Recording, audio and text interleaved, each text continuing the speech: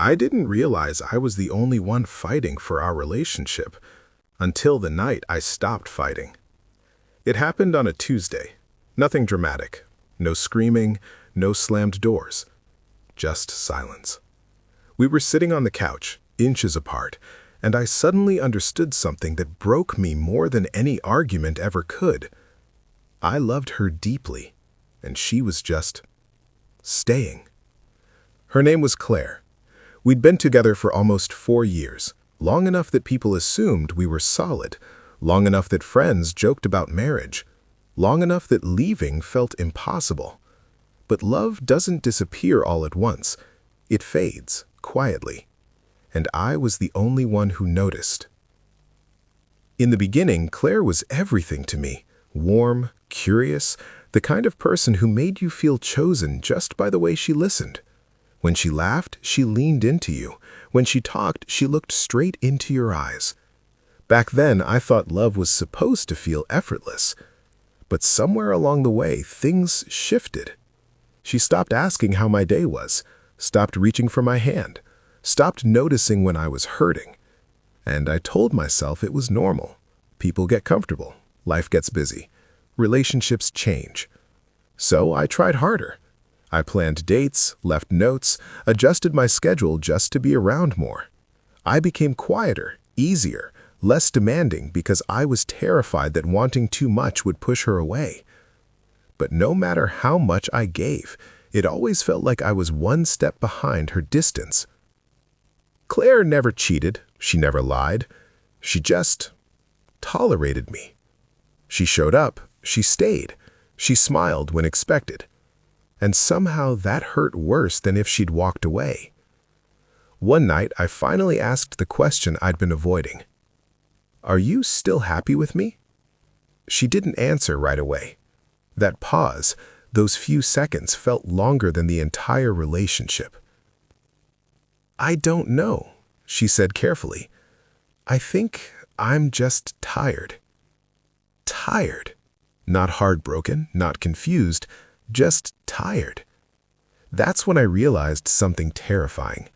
I was fighting for a love she wasn't even trying to protect. Still, I stayed.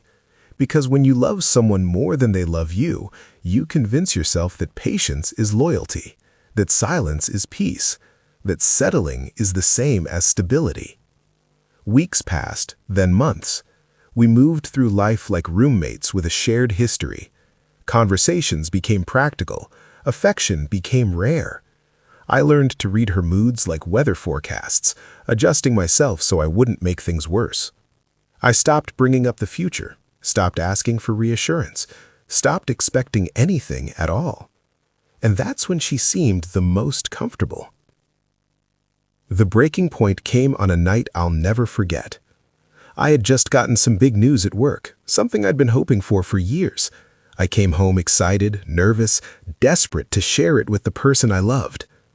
Claire was on her phone when I walked in. "I got it, the promotion." She looked up, smiled politely, and said, "That's great." Then she went back to scrolling. No hug, no questions, no pride.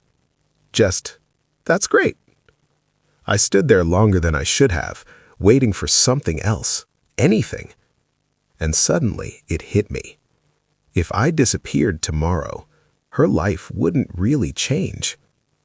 That night I didn't sleep.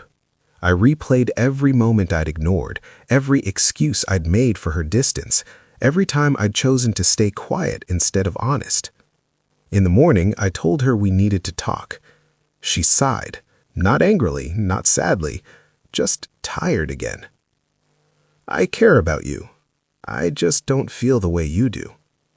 There it was, the truth she'd been living with for a long time. "I never wanted to hurt you," she added, and I believed her. Because she hadn't stayed to be cruel. She stayed because it was easier than leaving. And I stayed because I loved her enough to lose myself. We broke up that day. No yelling, no drama. Just two people finally admitting they were standing in different emotional worlds. After she left, the apartment felt unbearably quiet. But something else surprised me. For the first time in years, I could breathe. I realized love isn't about endurance. It's not about proving your worth by staying when you're starving for affection. Love is mutual effort, mutual fear, mutual choice. And being loved halfway is lonelier than being alone. It took time to heal, time to forgive myself for staying so long, time to understand that loving deeply isn't a weakness, but staying where you're not loved is. I don't hate Claire. She taught me something important. Never confuse someone's presence with their commitment. Because the right person won't just stay. They'll choose you every day without having to be convinced.